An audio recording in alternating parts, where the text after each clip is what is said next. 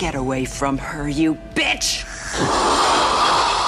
And you will know my name is the Lord when I lay my vengeance upon thee. Ian, freeze! Get the cat! Get rid of the sound! D is silent here, baby. You're listening to DMR. I'll be throwing one of these in with every purchase of 500 million or more. It's a piece. Well, since my baby left me, I found a new place to dwell. It's at the end of Lonely Street called Heartbreak Hotel. I'll be so lonely. I'm so lonely, baby. Could be so lonely. I'll be so lonely you could die. Probably a terrible Elvis impression to kick off the review for the Elvis biopic with the name none other than Elvis, about the untimely death of Elvis Presley towards the end of the film, and of course his life leading up to basically where he became known as the King. So let's go through this biopic starring Austin Butler as Elvis, and you also got Tom Hanks playing Colonel Tom Parker, a damn dirty snake oil salesman to say the least, which was his manager. And of course the film was directed by Baz Luhrmann, or Luhrmann, whatever you want to say. But before we get into that, let's go over our main sponsors, which is Pure Spectrum and of course Manscaped. And here we are back with the Pure Spectrum team. So we've got a 15% off code, which is DeweyCBD up on the screen. DeweyCBD, and that one works store-wide. So as we can see there, massive range, huge range. So jump on their website, Pure Spectrum. You've got everything from the original oils there, the CBD oils, of course THC free. Also got the gummies, creams, you name it. They've also got the Endo Pet as well. This is a very handy product, especially for your dogs and cats if you want them to be a little bit more chill. And they've also got the Pure Spectrum Black Label as well that I use after the gym. Very, very good stuff. So again, 15% off store wide using the code DeweyCBD, and thanks to the team at Pure Spectrum. My good old friends at Manscaped. So as we continue the Fresh Ball 4 here in Australia, autumn is well underway and it's time to get your package up to speed. So 20% off, you can see that up on the screen there using Dewey 20. So we've got the Performance Package 4.0, comes complete with the Lawnmower version 4.0. Awesome trimmer there, you can use that over the whole body, not just downstairs. You've also got the Weed Whacker as well. I really do love this tool. Bite size, and it's very, very capable of getting those hard to reach nose hairs and ear hairs as well. We've got the Crop Preserver and the Crop Reviver, part of my daily hygiene routine. Smells awesome. We've also got the Magic Mat there to clean up all of your mess, and the boxes, all of this in the Shed travel bag as well. Alright, so let's kick off this review for Elvis. My voice doesn't sound too bad considering that I went to a heavy metal concert on the weekend called Knotfest, which was headlined by none other than Slipknot. And yes, just because I wear a suit and I'm a commercial real estate agent through the day doesn't mean I have to listen to top 100 pop crap songs. So yes, deal with that. So let's go through Elvis. So this is a biopic, and there's been plenty of biopics that have come out in the recent years with Elton John. You've also got Bohemian Rhapsody about Freddie Mercury with Queen. Both of those films I liked very much so. They were very cool films to watch and get to know the backstories. A lot of these singers, very similar backstories with drugs, alcohol, women, or, you know, in the case of Freddie Mercury and Elton John, you've obviously got gay men and whatnot. So all of them experience similar type scenarios with the rise to fame and how they deal with that fame as well. So Elvis is no different. We've got him starting out in the gospel churches in the black community, basically going Billy Bananas, and how he learnt to dance like the black people in those communities, the gyrating hips and all that church going stuff. So it's kind of where he learns it from. So when he's in his teenage years, he starts to rise to fame, and of course everybody knows where that fame come from, because it was quite a conservative time back in the day, and he gets up on stage and starts gyrating his hips, and women absolutely lose it. So he starts to get some pretty good traction. We've also got the snake oil salesman, which is his manager, being Tom Parker, or Colonel Tom Parker.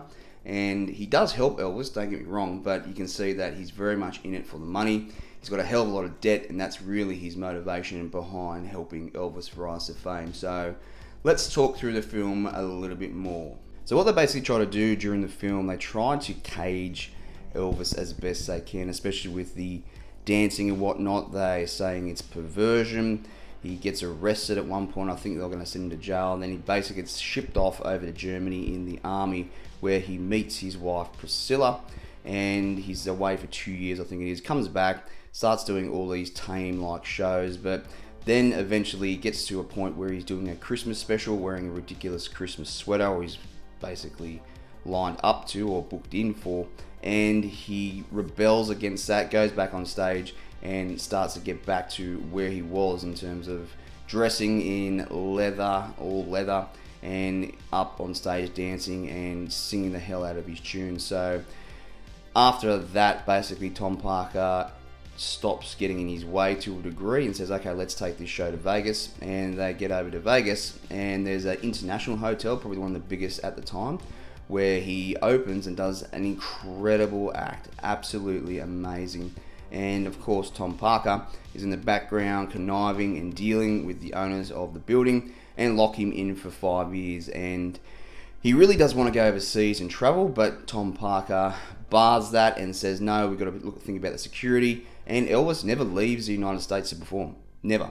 Before he died. He didn't even go overseas to tour, which is ridiculous. So just an incredible set of scenarios about how this backstory takes place up on the screen, and I found it really quite interesting.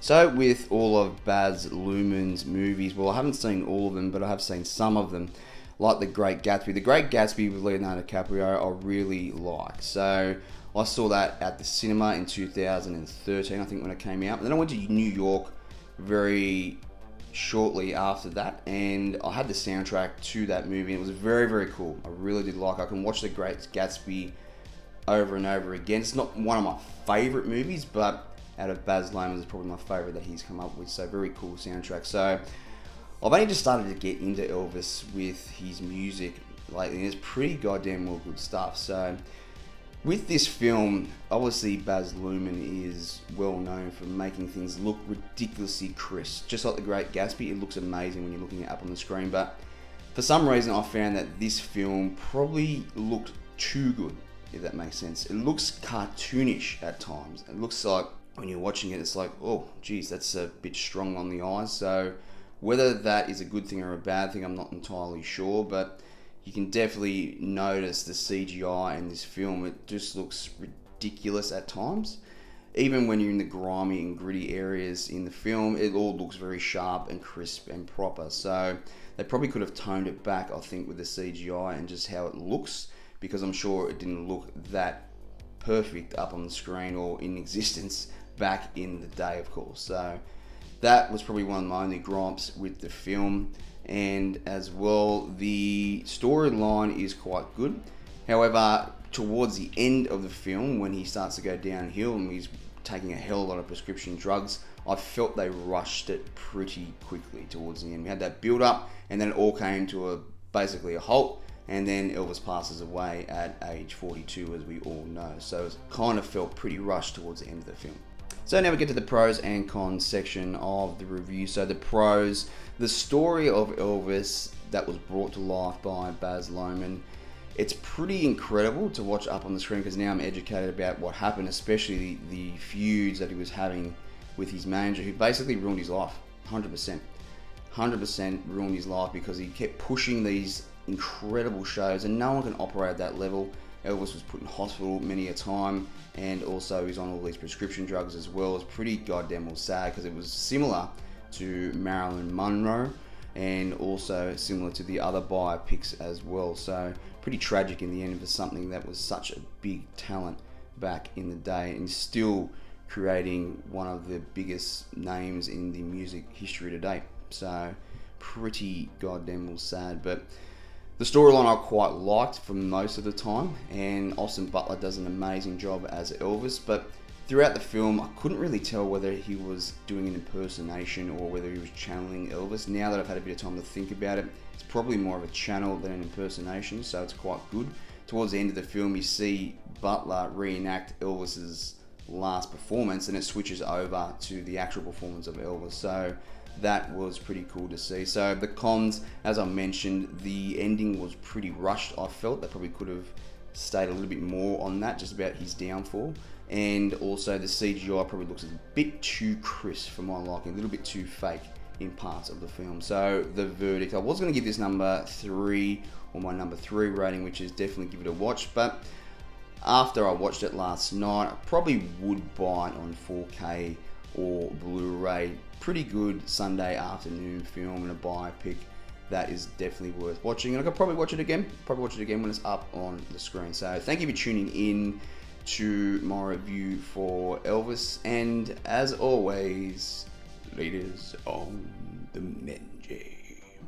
So Elvis, a 2022 biopic, very solid performance by Austin Butler, and of course Tom Hanks as Colonel Parker as well. As always, I really do appreciate you tuning in for my reviews, and do me a massive favour, smash on that subscribe button and join the DMR crew. Cheers.